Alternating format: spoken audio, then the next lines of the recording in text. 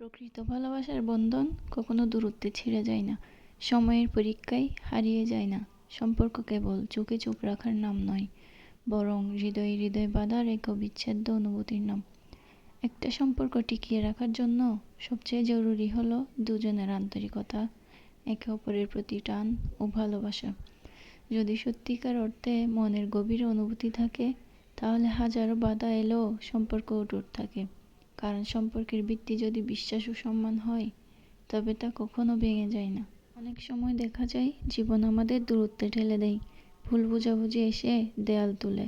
কিন্তু যাদের স্বপ্ন এক, যাদের মন একসঙ্গে পথ চলতে চায়, তারা সব বাধা অতিক্রম করেও আবারও কাছে আসে। কারণ স্বপ্ন যখন কেবল একজনের হয়, তখন তা পূরণ নাও হতে পারে, কিন্তু যখন দুজনের স্বপ্ন এক হয়, তখন তা পূরণ হবেই।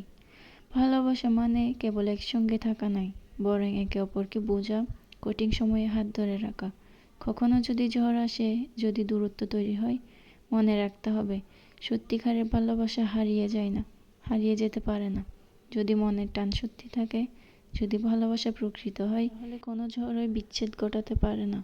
একটা সময় হয়তো আমাদের ধৈর্যের পরীক্ষা নেই, কিন্তু যারা সত্যিই একে অপরের, তারা সব বাধা পেরিয়ে এক হয়ে যায়। তাই যদি সম্পর্কের প্রতি বিশ্বাস থাকে, যদি ভালোবাসা থাকে, তাহলে যে কোনো কঠিন পথও সহজ হয়ে যায়। ভালোবাসা তখনই আপনাকে সুখ দিবে যখন সেটা হবে সমানে সমান।